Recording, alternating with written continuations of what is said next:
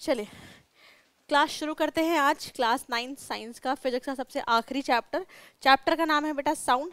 छोटा सा नाम, जितना छोटा नाम है उतना बड़ा चैप्टर है, ठीक है। बहुत चीज़ें डिलीट हो चुकी हैं, ऐसा कुछ पार्ट ऐसे हैं जो अब नहीं आते आपके सीबीएसई बोर्ड में, और आई होप कि वो आपके स्कूल में भी नहीं कराया जाएगा, ठीक है। चैप्टर में बड़ा क्यों है, इसमें छोटे छोटे बहुत सारे टॉपिक हैं, एक साथ लिंक नहीं है चैप्टर। ऐसा नहीं समझोगे कि एक टॉपिक बहुत लंबा चलेगा, छोटे छोटे छोटे छोटे मल्टीपल टॉपिक्स आपको मिलने वाले। बहुत इजी है, छोटे मोटे बहुत इजीली न्यूमेरिकल्स मिलेंगे आपको। जैसा न्यूमेरिकल हमने ग्रेविटेशन में किया है वैसा न्यूमेरिकल नहीं होगा, उससे बहुत इजी न्यूमेरिकल होने वाले हैं, ठीक है। लेकिन इसकी थ्योरी बहुत इंपॉर्टेंट है, ठीक है। तो थ्योरेटिकल चैप्टर ज़्यादा है, ये इजी चीज़ें आपको समझ में आ जाएंगी, ठीक है। शुरू करते हैं बेटा साउंड चैप्टर। क्या कहना चाहता है साउंड चैप्टर, ध्यान से सुने। सबसे पहले साउंड चैप्टर को पढ़ने से पहले हमें जानना है ना, आपने सुना होगा कि जब हम बोलते हैं साउंड क्या है, साउंड एक वेव है, वेव के फॉर्म में ट्रेवल। लाइट क्या, लाइट भी एक वेव है, ठीक है। ये सारी चीजें हमने पढ़ी है, ठीक है। या ऐसे भी आपने सुना होगा कि क्या है भाई, साउंड एक एनर्जी का फॉर्म है, लाइट भी एक एनर्जी का फॉर्म है, ठीक है।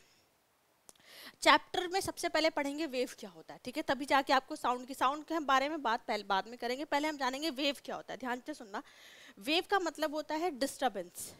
वेव का मतलब होता है डिस्टर्बेंस। जैसे वेव क्या करता है, जिस मीडियम में वो ट्रेवल करता है ना, जिस भी मीडियम में, आइदर वो सॉलिड हो, लिक्विड हो, गैस हो, उस मीडियम के पार्टिकल्स का यूज कर कर एक जगह से दूसरे जगह ट्रेवल करता है। मैंने क्या बताया, वेव क्या है, एक डिस्टरबेंस है। उस मीडियम के पार्टिकल का यूज कर कर एक जगह से दूसरे जगह ट्रेवल करता है। यानी सोर्स कहीं से, किसी एक सोर्स से कोई एनर्जी निकल रही है, कोई वेव निकल रही है, एनर्जी मान लो, वो यहाँ से ट्रेवल करते हुए आएगी, लेकिन किसका यूज करके, उस जो पार्टिकल में मीडियम है उसका यूज करके ट्रेवल करते करते अपने डेस्टिनेशन पे पहुंच जाएगी। इसी को बोलते हैं वेव। वेव क्या है, डिस्टरबेंस है जो मीडियम के पार्टिकल का यूज करके एक जगह से दूसरे जगह ट्रेवल हो जाती है, ठीक है। लेकिन इंपॉर्टेंट क्या है कि वेव खुद नहीं चलता। वेव खुद ऐसा नहीं होता कि यहाँ से उठकर यहाँ चले जाता, नहीं, सिर्फ पार्टिकल में डिस्टरबेंस करता है और वो एनर्जी आगे की तरफ बढ़ती जाती है। कैसे, मैं समझाऊंगी, धीरे धीरे आपको समझ में आ जाएगा, ठीक है। लेकिन सबसे पहले वेव के बारे में समझ लिया। वेव क्या है, एक डिस्टरबेंस है जो मीडियम के पार्टिकल का यूज कर कर अपने सोर्स से डेस्टिनेशन तक पहुंच जाता है, ठीक है। क्या क्या देखना, देखो, अगर मैं डायरेक्शन की बात करूं कि डायरेक्शन के बेसिस पे कितने तरीके के वेव होते हैं, डायरेक्शन के बेसिस पे कितने तरीके के वेव होते हैं। पहला वेव है बेटा ट्रांसवर्स वेव, मैं यहाँ लिखती हूँ, ध्यान से सुनना। पहला वेव है ट्रांसवर्स वेव, ठीक है। और दूसरा वेव है आपका लॉन्गिट्यूडनल। ये छोटी क्लास में पढ़ा है आप लोगों ने कभी, लॉन्गिट्यूडनल वेव? शायद नहीं पढ़ा होगा, डोंट वरी, सुनना। ट्रांसवर्स, पहले मैं लॉन्गिट्यूडनल के बारे में बताती हूँ क्योंकि चैप्टर में भी आप इसी के बारे में ज़्यादा पढ़ने वाले हो, ठीक है। लॉन्गिट्यूडनल का वेव का मतलब बताया, कभी आपने वो स्प्रिंग देखा है जिसको स्लिंकी बोलते हैं? जैसे मान लो इस साइड से मैंने स्प्रिंग को पकड़ रखा हो और उसको ऐसे एक बार हिला के छोड़ दो, ठीक है, तो वो क्या करेगा, पूरा ऐसे घूमता घूमता आपको वेव बनती हुई दिखेगी, ठीक है। होता क्या, सुनना, लॉन्गिट्यूडनल वेव क्या है, जिसमें पार्टिकल्स कैसे ट्रेवल कर रहा है आगे पीछे। जैसे ध्यान से समझो, ऐसे कि मान लो मैंने यहाँ से कोई किसी चीज को डिस्टर्ब करके छोड़ दिया, स्प्रिंग को मैंने ऐसे डिस्टर्ब करके छोड़ दिया। अब क्या होगा, स्प्रिंग से जो एनर्जी निकली, ठीक है, जो वाइब्रेशन से जो साउंड प्रोड्यूस हुआ, जो एनर्जी निकली, हम इस बारे में बात करेंगे।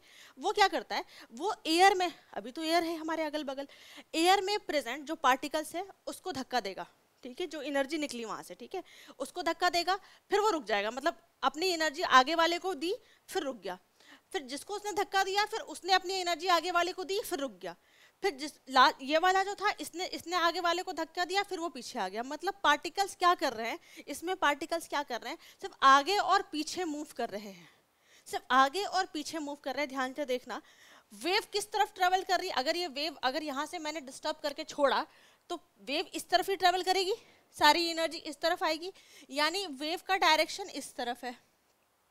और पार्टिकल्स क्या कर रहे हैं, पार्टिकल्स एक यहाँ पे पार्टिकल है, इसने दूसरे वाले को धक्का दिया, पीछे आ गया, दूसरे वाले को, फिर इसने दूसरे वाले को एनर्जी ट्रांसफर की, फिर ये पीछे आ गया, फिर इसने दूसरे वाले को एनर्जी ट्रांसफर की, फिर ये पीछे आ गया।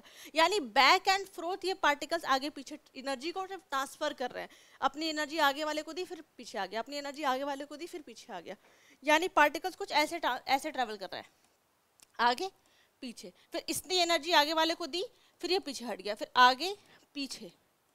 यानी लॉन्गिट्यूडनल वेव में क्या हो रहा है, पार्टिकल सिर्फ आगे पीछे ट्रेवल कर रहे हैं, ठीक है, अपनी जगह से सिर्फ क्या कर रहे हैं, अपनी एनर्जी आगे वाले को धक्का दी फिर वापस आ गया, मतलब ये ऐसे यहाँ गए फिर यहाँ आ गए, या यहाँ गए फिर यहाँ आ गए, बार बार यही हो रहा है इसके अंदर। और वेव इस डायरेक्शन में आगे, अपनी एनर्जी इस डायरेक्शन में आगे बढ़ती, मतलब यहाँ से एनर्जी निकली सोर्स से और फाइनल डेस्टिनेशन मान लो यहाँ तक पहुँच गई, लेकिन कैसे, पार्टिकल्स की मदद करके, पार्टिकल्स को आगे पीछे डिस्टर्ब करके, ठीक है।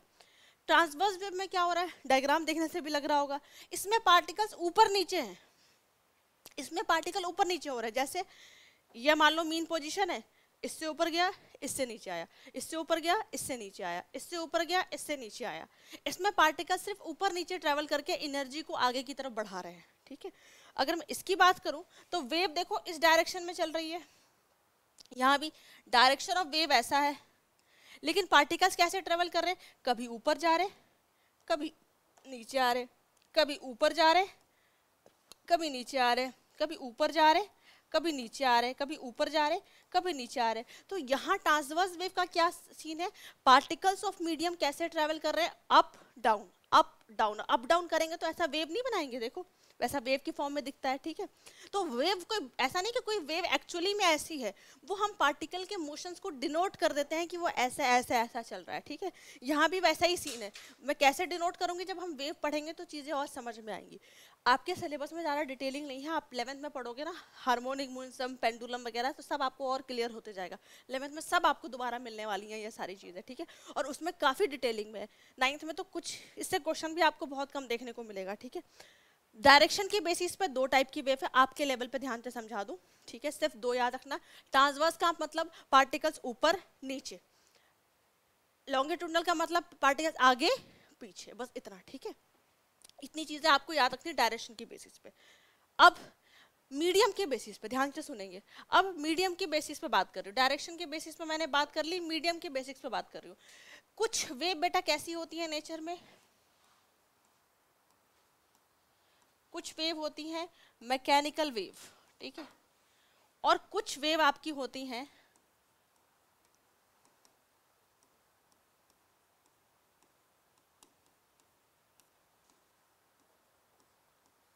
Non mechanical wave. ध्यान से सुनेंगे, एम फॉर मैकेनिकल और एम फॉर मीडियम, याद रखने का तरीका। कुछ वेव बेटा ऐसी हैं आपकी अगल बगल, जिन्हें अपने प्रोपगेशन के लिए, आगे बढ़ने के लिए किसी मीडियम की जरूरत होती है। मीडियम कुछ भी हो सकता है, आप उसके लिए मीडियम सॉलिड हो सकता है, मीडियम लिक्विड हो सकता है, और मीडियम गैस भी हो सकता है। यानी अगर ये तीन मीडियम मिलेंगी तो वो ट्रेवल करेगी, लेकिन अगर ये तीन मीडियम नहीं मिलेगी तो वेव आगे ट्रेवल नहीं करेगी। वैसी वेव को हम मैकेनिकल वेव बोलते हैं। अब चैप्टर किससे डील कर रहा है, साउंड वेव से, ठीक है। साउंड वेव एक मैकेनिकल वेव है, यानी साउंड को मैं जो बात कर रही हूँ आपसे, आपको मेरी आवाज सुनाई दे रही है, इट्स ऑल बिकॉज कि मेरे वोकल कॉर्ड आपस में क्या कर रहे हैं, आपस में टकरा रहे हैं, ठीक है। टकरा क्यों रहे हैं, चलो टकरा रहे हैं, ठीक बात है, क्योंकि मैं बोल रही हूँ, ठीक है, लेकिन आप तक आवाज कैसे पहुंच रही है, क्योंकि मेरे गले में क्या है, एयर है। जब वोकल कॉर्ड आपस में टकराते हैं तो वो एनर्जी किसको ट्रांसफर कर रहे हैं, एयर के पार्टिकल को। तो एयर का पार्टिकल अपनी एनर्जी फिर दूसरे पार्टिकल को, फिर तीसरे पार्टिकल को, फिर चौथे पार्टिकल को, ऐसे कर कर, और इस रूम में भी एयर है, मीडियम मिल रही है ना, एयर मिल रही है, तो साउंड आप तक पहुंच रहा है, सिंपल सी। तो आपका साउंड वेव कैसा है, मैकेनिकल वेव। लेकिन कुछ वेव ऐसी होती हैं जिन्हें किसी भी मीडियम की जरूरत नहीं होती। नन का मतलब नो मीडियम, नो मीडियम। इन्हें अपने प्रोपगेशन के लिए कोई मीडियम नहीं चाहिए, इन्हें फर्क नहीं पड़ता कि सॉलिड है, लिक्विड है, गैस है, ये कहीं भी ट्रेवल करके चली जाएंगे, ठीक है। उन्हें हम नॉन मैकेनिकल वेव बोलते हैं।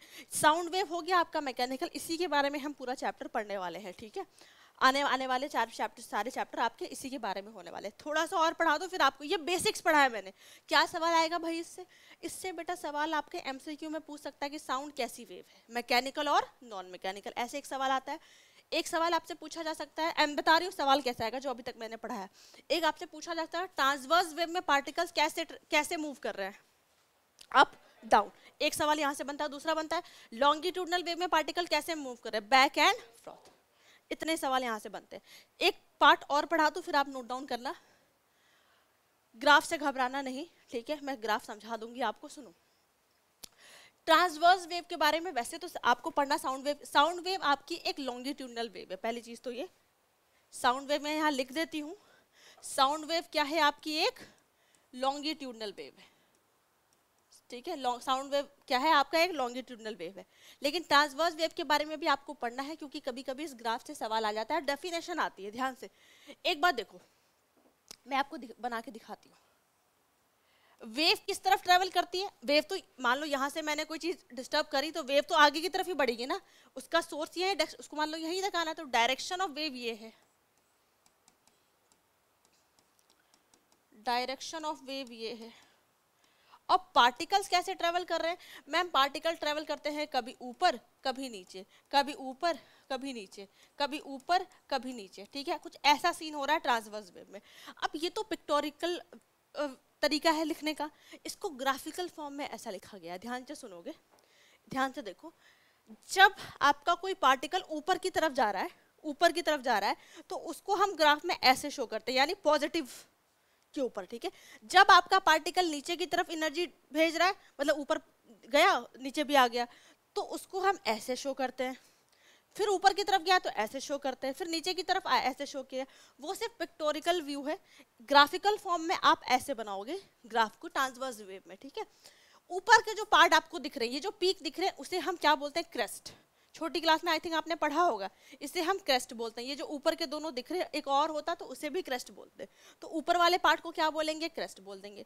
नीचे वाला जो आपको पार्ट दिख रहा है उसे हम ट्रफ बोलते हैं, उसे हम ट्रफ बोलते हैं, ठीक है। ये वेव में दिखाने का तरीका है। ऊपर की जो पीक है उसे क्रेस्ट बोलते हैं, नीचे की जो पीक आ रही है उसको हम ट्रफ बोलते हैं, ठीक है। ऊपर को पॉजिटिव मान लिया, नीचे को नेगेटिव मान लिया, सिंपल सी चीज है। अच्छा एक चीज और देखो, वेव आगे की तरफ बढ़ रही, कोई भी वेव तो ऐसी बढ़ेगी ना, वेव तो ऐसे ट्रेवल करेगी, अगर इस फॉर्म में दिखाऊं तो। अच्छा, एंगल कितने डिग्री का बन रहा है पार्टिकल ऑफ मीडियम और वेव में? तो कहोगे मैम एंगल 90 डिग्री का बन रहा है। सब में देखो एंगल 90 डिग्री का बन रहा है, ठीक है। यानी डायरेक्शन, वेव जिस डायरेक्शन में प्रोपेगेट हो रही है और पार्टिकल्स जिस डायरेक्शन में प्रोपेगेट कर रहे हैं, दोनों के बीच एंगल कितने का है, 90 डिग्री का बन रहा है, ठीक है। एक बार इसको पढ़ते हैं।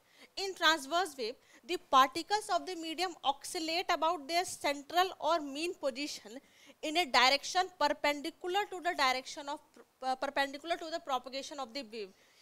जिस डायरेक्शन में वेव प्रोपेगेट कर रही है उससे परपेंडिकुलरी उसके पार्टिकल्स ऊपर नीचे ट्रेवल हो रहे हैं, ठीक है। बड़ा सिंपल सा कॉन्सेप्ट है इसका, दिमाग में बस इतनी चीजें आप लेके चलना। कैसे कैसे सवाल आता है, ट्रांसवर्स वेव क्या होता है, ठीक है। डेफिनेशन आपको सेम लिखनी है। दूसरी, ग्राफिकल व्यू बना के दिखाइए ट्रांसवर्स वेव का कैसे बनता है, ठीक है। तो ये आपको बना के दिखाना है। एमसीक्यू में पूछेगा एंगल कितने डिग्री का बनता है, तो दैट इज 90 डिग्री का बनता है, ठीक है। ये बनाने वाला सवाल आता है, इस पर लिखने वाली चीजें अगर डेफिनेशन आ गई तो सो आ गई, ठीक है। इतनी चीजें करते आगे मैं लॉन्गिट्यूडनल पढ़ाऊंगी और चैप्टर यहीं से, मतलब मेन आपका साउंड वेव यहीं से शुरू होने वाला है। तो पहले इतनी लिख लो, ये सब मैं फिर आगे पढ़ाऊंगी, ठीक है। नोट डाउन करो। चलो नेक्स्ट देखते हैं। देखो ट्रांसवर्स वेव तो हमने अच्छे से पढ़ ली, ठीक है। नेक्स्ट लॉन्गिट्यूडनल वेव के बारे में अच्छे से समझेंगे, क्योंकि हम बात लॉन्गिट्यूडनल वेव का मतलब हम बात किसकी करेंगे, अभी हम साउंड वेव के बारे में बात करेंगे, और आपका चैप्टर भी इसी से डील कर रहा है, ध्यान से सुनोगे, ठीक है। होता क्या है, जैसे मैंने आपको पहले डायग्राम बना के बताया कि वेव इस तरफ प्रोपेगेट हो रही है, वेव इस तरफ प्रोपेगेट हो रही है, और पार्टिकल कैसे ट्रेवल हो रहे हैं, आगे पीछे। अपनी एनर्जी आगे वाले को दी, फिर वो पीछे आ गया, फिर इसने अपनी एनर्जी आगे वाले को दी, फिर वो पीछे आ गया। तो यहाँ से वेव की एनर्जी ट्रेवल करते करते करते अपने डेस्टिनेशन पे एनर्जी आ गई, ठीक है। ये वाला सीन आपका लॉन्गिट्यूडनल के अंदर हो रहा है। अब होता क्या, ध्यान से सुनेंगे।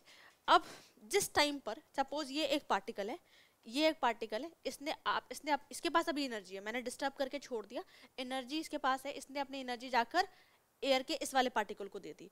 जिस टाइम पे ये पास आ रहा है ना टकराने के लिए, अपनी एनर्जी भेजने के लिए, उस वाले पार्ट को हम बोलते हैं कंप्रेशन। वहां प्रेशर ज्यादा हो गया क्योंकि वो आके उसको अपनी एनर्जी दे रहा है, तो उसे हम क्या बोलेंगे, कंप्रेशन। यानी यहाँ पे क्या हो रहा है, पार्टिकल आगे की तरफ जा रहा है दूसरे पार्टिकल से टकराने के लिए। एक बार उसने अपनी एनर्जी दे दी, फिर वो अपने मीन पोजीशन पे आ जाएगा। वही वाला सीन है कि यहाँ से ट्रेवल करके इसने अपनी एनर्जी यहाँ दे दी, तो जो ये यहाँ से यहाँ ट्रेवल कर रहा है, उसके पास जा रहा है, उस एरिया को क्या बोलेंगे हम, कंप्रेशन। वो क्या कर रहा है, वो पार्टिकल्स को दबा रहा है, वो एयर के पार्टिकल को प्रेस कर रहा है। फिर यहाँ से एनर्जी देने के बाद फिर वो पीछे आ गया, फिर आगे वाला दूसरे को प्रेस करेगा। तो जिस टाइम पे आगे प्रेस करता है उस पार्ट को हम बोलते हैं कंप्रेशन।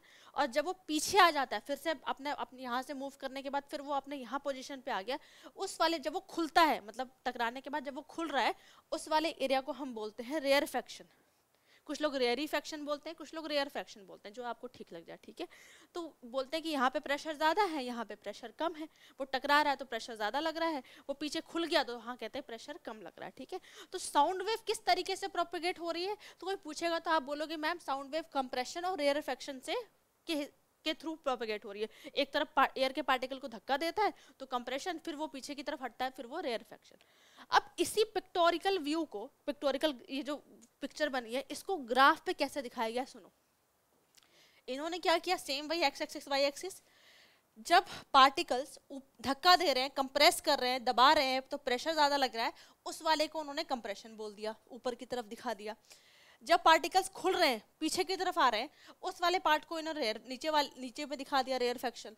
फिर पार्टिकल्स आगे वाले को दबाएगा तो कंप्रेशन, फिर रेयरफेक्शन। तो उन्होंने वैसे ही, बस अंतर क्या है, वहाँ पे हमने क्रेस्ट ट्रफ पढ़ा था, यहाँ हम कंप्रेशन और रेयरफेक्शन के हिसाब से बात करेंगे। हमें पता है यहाँ पे प्रेशर ज़्यादा होगा, यहाँ पे प्रेशर क्या होगा, प्रेशर कम होगा, ठीक है। तो ये ग्राफ किसका स्पेशली बना गया है, यहाँ पे साउंड वेव का ग्राफ आपको दिखाया गया है, मतलब आप बोलो लॉन्गिट्यूडनल वेव का ग्राफ आपको बना के दिखाया गया है, ठीक है। एक बार डेफिनेशन देख लो, क्या पूछेगा एग्जाम में आपसे, ग्राफ, ठीक है।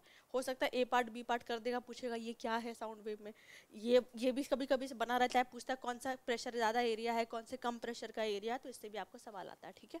कह रहा है longitudinal wave the particles of the medium oscillate about the central और mean position in a direction parallel to the propagation of wave. जिस तरह डायरेक्शन में वेव प्रोपगेट हो रही है, उसी डायरेक्शन में पैरेलली ये लोग भी प्रोपगेट हो रहे हैं, आगे पीछे हो रहा है। जब टक्कर दे रहा है कंप्रेशन, जब पीछे हट रहा है तो रेयरीफेक्शन। सिंपल सा कॉन्सेप्ट है, ठीक है। छोटा सा ग्राफ, मतलब क्या बोलो, डिफरेंस देख लो। डिफरेंस अगर आ भी जाता है तो 2 पॉइंट आपके लिए इनफ है। दोनों के पहले बातें बता दो कि यहाँ पे पार्टिकल कितना है, 90 डिग्री एंगल बनाता है, यहाँ पे पार्टिकल क्या है, पैरेलली मूव करता है, मेन उसकी जो डेफिनेशन बनती है। दूसरा, दे प्रोपगेट एज क्रेस्ट और ट्रफ, पहले बता दिया, दे प्रोपगेट एज कंप्रेशन और रेयरीफेक्शन, ठीक है। 2 पॉइंट हो गया। तीसरे में लिख रहा है ये ट्रांसवर्स वेव है बेटा, सॉलिड और लिक्विड में मोस्टली प्रोपगेट हो जाता है, बट गैसेस में नहीं हो पाता, क्योंकि जिस मीडियम में ये प्रोपगेट होता है ना, उसमें थोड़ा सा शेप में चेंज ला देता है। इसको प्रोपगेशन के लिए थोड़ा रिजिड चीज़, थोड़ा सा हार्ड चीज़ चाहिए, तो गैसेस में वो हो नहीं पाता, क्योंकि उसके पार्टिकल्स बहुत दूर दूर हैं, तो इस वजह से वो गैसेस में अच्छे से प्रोपगेट नहीं हो पाता, ठीक है। लॉन्गिट्यूडनल वेव की बात करूं तो सॉलिड, लिक्विड, गैसेस तीनों में आपको देखने को मिल जाएंगे, ठीक है। 2 पॉइंट मेजर आप लिख दोगे, एक तो मेनली इसके डेफिनेशन पूछते हैं 9th क्लास में, दूसरा कंप्रेशन और रेयरीफेक्शन के हिसाब से आप उसको कॉन्सेप्ट के हिसाब से बता सकते हो, ठीक है। 2 चीज़ें लिख लो, क्योंकि अब जो हम पढ़ने वाले हैं ना, वो एक बार इसको भी बता देती हूँ, फिर मैं ग्राफ के बारे में बात करूँगी। छोटा सा, जैसे मैंने आपको एग्जांपल दिया था कि साउंड वेव क्या होती है, साउंड वेव एक लॉन्गिट्यूडनल वेव है, और साउंड वेव को क्या चाहिए होता है, मीडियम चाहिए होता है। मैंने बताया ना, यहाँ पे एयर है, इसलिए आपको मेरी आवाज़ सुनाई दे रही है। अगर मैं यहाँ से एयर हटा दूँ तो सब कुछ बंद होने वाला है। कैसे, एक NCERT में एक्टिविटी है, वही आपको बता रही हूँ। क्या कर रखा है, एक बेल जार ले रखा है, ठीक है, और यहाँ पे मैंने बड़ा सा घंटा बेल ले रखी है, और ये गोंग है, जो मारने वाला नहीं होता गोंग, वो मारने वाला है, ठीक है। हैमर है, ये बोल लो, हैमर इस गोंग पे मारेगा, ठीक है। और यहाँ पर बैटरी से मैंने कनेक्ट कर रखा है। मैंने करंट चालू किया तो ये हैमर जाके इससे टकराएगा, टन टन टन टन टन की आवाज़ आने वाली है, बिल्कुल क्लियरली सबको सुनाई देगा। अब मैंने क्या किया, मैंने बेल जार में लगा दिया वैक्यूम पंप, अभी तो उसमें एयर होगी तो आवाज़ सबको सुनाई देगी। मैंने बेल जार में लगा दिया वैक्यूम पंप, जितनी भी एयर इस बेल जार में थी सब मैंने खींच ली। मीडियम कैसा हो गया, बिल्कुल कोई मीडियम नहीं है, बस में कुछ भी नहीं है, वैक्यूम क्रिएट हो चुका है। तो अब क्या होगा, अब वो ऐसा नहीं कि बैटरी तो अभी कनेक्ट है, तो वो हैमर तो उसको मारेगा लेकिन आवाज़ नहीं आएगी, वो उस पर मारेगा, उस पर बार बार स्ट्राइक करेगा उसके सरफेस में, लेकिन आपको आवाज़ नहीं सुनाई देगी। ऐसा होगा जैसे पहले टन टन टन टन की आवाज़ बहुत क्लियर आ रही थी, जैसे ही आप वैक्यूम क्रिएट कर दोगे तो पहले धीरे टन टन टन टन टन करके आवाज़ बिल्कुल कम हो जाएगी, बिल्कुल बंद हो जाएगी, ठीक है। तो इस एक्टिविटी से पता चलता है कि साउंड को अपने ट्रैवल करने के लिए किसी मीडियम की ज़रूरत होती है, ठीक है। तो कभी कभी एक्टिविटी बनी रहती है, आपसे पूछ सकता है कि इससे क्या आप कंक्लूजन निकाल सकते हो, तो सिंपल सा है, ठीक है। इतनी चीज़ें लिख लो, इसमें तो लिखने के लिए कुछ भी नहीं है, बस दिमाग में रखना। बाकी नेक्स्ट मैं आपको वेव वगैरह पढ़ाऊंगी तो ये बिल्कुल अलग टॉपिक शुरू करूंगी, ठीक है। तो इतनी छोटी सी चीज़ें ये पहले मेंशन कर लो, ठीक है। नेक्स्ट टॉपिक पे चलते हैं, आ जाओ, एक मिनट, हाँ ठीक है। किसी भी वेव की, जो हमें टॉपिक पढ़ना है बेटा, किसी भी वेव की हम जनरल कैरेक्टरिस्टिक्स बात कर रहे हैं, मैं साउंड वेव की बात नहीं कर रही। पहली चीज तो ये किसी भी वेव की है, चाहे हम ट्रांसवर्स वेव पढ़े, चाहे हम लॉन्गिट्यूडनल वेव पढ़े, तो किसी भी वेव की जनरल कैरेक्टरिस्टिक्स है, मैं साउंड वेव की बात नहीं कर रही, ठीक है। फिर मैं साउंड वेव की भी बताऊंगी आपको, ठीक है। किसी भी वेव की 4 कैरेक्टरिस्टिक्स होती हैं, आपने छोटी क्लास में भी पढ़ रखा होगा, बट यहाँ फिर से सुन लो। सबसे पहला कैरेक्टरिस्टिक जो हमें पढ़ना है दैट इज वेवलेंथ, ठीक है, दैट इज वेवलेंथ, ठीक है। वेवलेंथ को बेटा जिस सिंबल से डिनोट करते हैं वो कुछ ऐसा दिखता है, वो कुछ ऐसा दिखता है जिसे हम लैम्डा बोलते हैं, इस सिंबल को बोलते हैं लैम्डा, ठीक है। और इसकी एसआई यूनिट होती है, एसआई यूनिट की बात करूं, लेंथ है ना, लेंथ है ना, तो लेंथ किस में नापते हैं, मीटर में, तो इसकी भी ऐसा यूनिट क्या हो जाएगी आपकी, मीटर हो जाएगी, ठीक है। इतनी चीजें समझ में आई। अब होता क्या है, सुनो, ये क्रेस्ट है, ये भी क्रेस्ट है, इन दोनों के बीच का जो ये गैप दिख रहा है, यहां से लेकर यहां तक जो आपको ये डिस्टेंस दिख रहा है, इसे हम बोलते हैं वेवलेंथ। सिर्फ क्रेस्ट ही क्यों, ट्रफ के बीच के भी डिस्टेंस को हम वेवलेंथ बोलते हैं। ये ट्रफ है, ये ट्रफ 1 है, ये ट्रफ 2 है, इन दोनों के बीच के भी डिस्टेंस को हम क्या बोल देंगे, वेवलेंथ बोल देंगे। तो वेवलेंथ क्या है, डिस्टेंस बिटवीन 2 कॉन्जिक्यूटिव क्रेस्ट या 2 कॉन्जिक्यूटिव ट्रफ, इन दोनों के बीच के डिस्टेंस को ही हम वेवलेंथ बोलते हैं, ठीक है। सिंपल सा, ठीक है। नीचे वाली वेव को देखते हैं, ये क्रेस्ट, ये भी क्रेस्ट, ये भी क्रेस्ट, ये भी क्रेस्ट, इनके गैप को भी मैं वेवलेंथ ही बोलूंगी, सिंपल है। ये ट्रफ, ये भी ट्रफ, ये भी ट्रफ, ये भी ट्रफ, इनके बीच के डिस्टेंस को भी मैं वेवलेंथ ही बोलूंगी, ठीक है। क्या मुझे देख के बता सकते हैं कि इन दोनों में वेवलेंथ 1 बड़ा है या वेवलेंथ 2 बड़ा है, वेवलेंथ 1 बड़ा है, ठीक है। इतनी चीजें तुम लोग को समझ में आई फिलहाल के लिए कि वेवलेंथ कोई पूछेगा क्या होता है तो बता लोगे। अभी रिटर्न पोर्शन में करवाऊंगी, ठीक है, ग्राफ के साथ, लेकिन ग्राफ के हिसाब से पहले समझना सीख लो कि कैसे पता चलती हैं चीजें। नेक्स्ट जो पॉइंट, जो दूसरी कैरेक्टरिस्टिक्स है, ये भी सुन रखा होगा, दैट इज फ्रीक्वेंसी, ठीक है। कैसे डिनोट करते हैं, इसका कुछ डिनोशन ऐसा है, कुछ वी लिखकर ऐसा ऊपर, गलती कॉपी में नहीं करना, बच्चे बहुत गलत करते हैं। आप वी लिखोगे तो वो फ्रीक्वेंसी नहीं है, वी लिखो थोड़ा सा टेढ़ा करके, जैसे ऐसे वी लिख के ऐसा करना है आपको, इसे हम न्यू बोलते हैं बेटा, इस सिंबल को न्यू बोलते हैं, ठीक है। ये फ्रीक्वेंसी का सिंबल है, मतलब इसको कॉपी में ऐसा डिनोट करना है आपको, ठीक है। इसे हम न्यू, वी नहीं है, ये न्यू है, ठीक है। तो इस चैप्टर में जब आप वी लिखना ना, वी भी आएगा तो बहुत क्लियर वी लिखना, नहीं तो वी और न्यू दोनों कंफ्यूजन आ जाएगी, ठीक है। फ्रीक्वेंसी की ऐसा यूनिट कोई बच्चा, फ्रीक्वेंसी की ऐसा यूनिट शायद नहीं सुनी होगी आपने, हर्ट्ज, ठीक है, HERT, अब याद आ गया ना, हमारी ऑडिबल रेंज कितने हर्ट्ज की होती है, छोटे क्लास में पढ़ रखा है। फ्रीक्वेंसी की ऐसा यूनिट बेटा हर्ट्ज, ठीक है, जिसे हम रिप्रेजेंट करते हैं कैपिटल H स्मॉल z से, ठीक है। अब फ्रीक्वेंसी को समझो, फ्रीक्वेंसी का सिंपल मतलब होता है, इससे नहीं समझा, पहले ऐसे समझो। पहले तो 1 सेकंड की बात करते हैं, हमेशा हम टाइम लेके बात करेंगे। 1 सेकंड में कितनी वेव ट्रैवल, जैसे मान लो 1 2 3 4 5 6 ऐसे मान लो, तो मैंने बोला 1 सेकंड में 6 बार वेव ट्रैवल हुई है, 6 बार वेव बनी है, तो 1 2 3 4 5 6, तो मैं क्या बोलूंगी, कितनी फ्रीक्वेंसी है, 6 हर्ट्ज की। 6 अगर बोले कोई 6 हर्ट्ज, तो 6 हर्ट्ज का मतलब समझना 1 सेकंड में कितने बार वेव चली है, 6 बार चली है। कोई बोले 50 हर्ट्ज, इसका क्या मतलब, 1 सेकंड में कितने बार वेव ट्रेवल हुई है, मतलब कितने बार पार्टिकल ऐसे वाइब्रेट हुआ, 50 टाइम। कोई बोले 2000 हर्ट्ज, यानी 1 सेकंड में 2000 बार वो ऐसे वाइब्रेट हुआ है, इसको बोलते हैं फ्रीक्वेंसी, ठीक है। कि पर सेकंड कितने आपके वेव ट्रेवल हुआ, कितना वाइब्रेट हुआ है, ठीक है, सिंपल सा। अब यहां देखो, ठीक है, यहाँ देखो, अगर मैं सिंपल सी बात करूं, किसी, अब इस वेव को यहाँ से यहाँ तक आने में कुछ टाइम लगा होगा, ठीक है, ये पूरी वेव यहीं पे कंप्लीट हो रही है ना, इस पूरी वेव कंप्लीट तो यहीं पे जाके हुई, फिर दूसरी वेव शुरू हुई। अब उसी टाइम पीरियड पे अगर मैं यहाँ देखूं तो कितनी वेव कंप्लीट हो गई नीचे वाले में, आराम से समझना है इस कॉन्सेप्ट को, 2 मान लो, ठीक है। सेम टाइम पीरियड में पहले वाले ग्राफ में मेरी सिर्फ एक वेव कंप्लीट हुई है, 1 सेकंड मान लो। सेम टाइम पीरियड में मेरी 2 वेव कंप्लीट हुई है। इसको मान लो मैं न्यू1 मान लूं, इसको मैं न्यू2 मान लूं, तो किसमें ज्यादा वेव दिख रही है आपको? यानी मेरी न्यू2 इज ग्रेटर देन न्यू1, यानी इस वाले केस में 1 सेकंड में कितने बार हुआ? बस एक बार। दूसरे वाले केस में 1 सेकंड में कितने बार हुआ? 2 बार। तो फ्रीक्वेंसी किसकी ज्यादा हुई? इसकी ज्यादा हुई। देख के भी लग रहा है, यहाँ देखो फ्रीक्वेंसी कम है, यहाँ देख के भी लग रहा है कि फ्रीक्वेंसी ज्यादा है, ठीक है। अच्छा एक चीज और, अगर फ्रीक्वेंसी ज्यादा है तो वेवलेंथ पे क्या फर्क पड़ रहा है? वेवलेंथ कम हो जाएगी, ठीक है। तो इनवर्स रिलेशन आपको देखने को मिल रहा है, ठीक है। नेक्स्ट बात करते हैं, रुक जाओ। ये 2 चीज क्लियर है आपको बहुत अच्छे से। तीसरी, that is time period, that is time period, ठीक है। कैपिटल टी से डिनोट करते हैं, ऐसा यूनिट इज सेकेंड्स, सोचना ही नहीं है, ठीक है।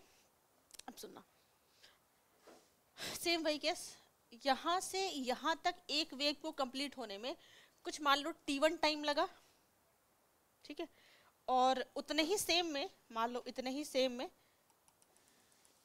में यहां से यहां तक आने में इसको t2 टाइम लगा। कौन सी वेव देर से खत्म हुई है? नहीं, मतलब किसको ज्यादा टाइम लगा ट्रेवल करने में? वैसे देखो t1, इसको ये सुनो, सेम टाइम पीरियड तो दोनों का सेम है, ठीक है। टाइम पीरियड का मतलब होता है एक वेव कितने में कंप्लीट हुई, वो क्या था फ्रीक्वेंसी, 1 सेकंड में कितनी वेव है, इसका मतलब होता है एक वेव कितना टाइम लिया कंप्लीट करने में। इसको होता है ना टाइम पीरियड का मतलब time taken to complete 1 oscillation. एक जो वाइब्रेशन होता है उसे हम ऑक्सीलेशन भी बोल सकते हैं, ठीक है। साइंस, ये फिजिक्स का टर्म है ये। अब ध्यान से देखोगे तो तुम्हें ये पता चलेगा कि पहले वाले केस में इस वेव को उतने ही टाइम करने में ज्यादा टाइम लगा, यहाँ टाइम ज्यादा है ना, तुम खुद ही देखो, ये कम टाइम में ज्यादा वेव, उतने ही टाइम में यहाँ 2 वेव कंप्लीट हो गई, और उतने ही टाइम में यहाँ पे एक ही वेव कंप्लीट हुई। तो टाइम किसका ज्यादा है? t1 is greater than t2। अब चीजें रिलेट करना, फ्रीक्वेंसी किसकी ज्यादा होगी? t2 की ज्यादा होगी। तो क्या आप इससे रिलेट नहीं कर सकते कि जिसको कम टाइम लग रहा है उसकी फ्रीक्वेंसी ज्यादा होगी? जैसे आप ऐसे रिलेट करो, साल में नवरात्रि कितने बार आते हैं? 2 बार आते हैं, तो कम टाइम में 2 बार आ रहा है, यानी इसकी फ्रीक्वेंसी ज्यादा है। साल में दिवाली कितने बार आती है? 1 ही बार आती है, तो इसकी फ्रीक्वेंसी कैसी है? फ्रीक्वेंसी कम है इसकी, तो ज्यादा टाइम लगेगा उसको। तो क्या ये मैं नहीं कह सकती कि, अब ध्यान से सुनना, ये मैं बिल्कुल अच्छे से कह सकती हूँ कि मेरा जो फ्रीक्वेंसी है वो इनवर्स रिलेशन रखता है टाइम से। यानी अगर किसी चीज को टाइम ज्यादा लगेगा, ऊपर वाला केस टाइम ज्यादा लग रहा है, तो फ्रीक्वेंसी ऊपर वाले की कैसी है? कम है। अगर टाइम मुझे कम लगेगा जैसे यहाँ पर, तो फ्रीक्वेंसी मेरी कैसी है? ज्यादा है। तो ये एक रिलेशन आप अपने दिमाग में बहुत अच्छे से रख लो। Frequency is equal to 1/t। बिल्कुल क्लियर। लास्ट तो बहुत इजी है, यूं समझ में आ जाएगा। क्या बच गया बच्चा, कोई बताएगा? दैट इज एम्पलीट्यूड, ठीक है, एम्पलीट्यूड, ठीक है। एम्पलीट्यूड को डिनोट कैसे करते हैं बेटा? ए से करते हैं, और ये भी डिस्टेंस ही है, ठीक है। 2 मिनट देना मेरे को, ये भी डिस्टेंस ही है, इसको हम मीटर में ही इसकी ऐसा यूनिट करते हैं, ठीक है। देख के आइडिया लग रहा होगा। एम्पलीट्यूड का सिंपल मतलब अपने मीन पोजीशन से, सपोज मान लो कि ये मीन पोजीशन है, ठीक है, ये मीन पोजीशन है, कोई पार्टिकल अपने मीन पोजीशन से कितने एक्सट्रीम तक वाइब्रेट किया है। जैसे यहाँ देखो, ये इसका मीन पोजीशन है, अपने मीन पोजीशन से ये इसका स्ट्रीम पोजीशन है, ये इसका ईपी लिख रही हूँ, दैट इज स्ट्रीम पोजीशन, ठीक है। यहाँ देखो, ये अपने मीन पोजीशन से इसकी स्ट्रीम पोजीशन देखो ज्यादा है, ठीक है। तो एम्पलीट्यूड का मतलब है कि अपने मान लो कुछ पार्टिकल ऐसा है, जैसे मान लो एक पार्टिकल ऐसा है यहाँ से यहाँ, तो एम्पलीट्यूड कम होगी। एक पार्टिकल यहाँ से यहाँ, तो एम्पलीट्यूड ज़्यादा होगी, यानी ये मेन पोजीशन से एक यहाँ से यहाँ गया और एक सिर्फ यहाँ से यहाँ गया। एम्पलीट्यूड का ये मतलब होता है, ठीक है। तो ये भी तो डिस्टेंस ही नाप रहे हैं ना, इसलिए तो यहाँ एम्पलीट्यूड इसका ज़्यादा होगा, A2 इसको A1 मान लो, तो A2 ग्रेटर देन A1, ठीक है। चीज़ें क्लियर हो गई आप लोगों को। ये किसी भी वेव की, कोई भी वेव पढ़ो, ये चार चीज़ें पता होनी चाहिए, वेवलेंथ, फ्रीक्वेंसी, टाइम पीरियड और एम्पलीट्यूड, ठीक है। अब इन चारों पे आता क्या है, इन चारों पे पहले तो डेफिनेशन आती है, ग्राफ, पूरा चैप्टर ही से डील करने वाला आगे, ठीक है। तो इतना पहले लिख लो, फिर हम आगे चलते हैं, ठीक है।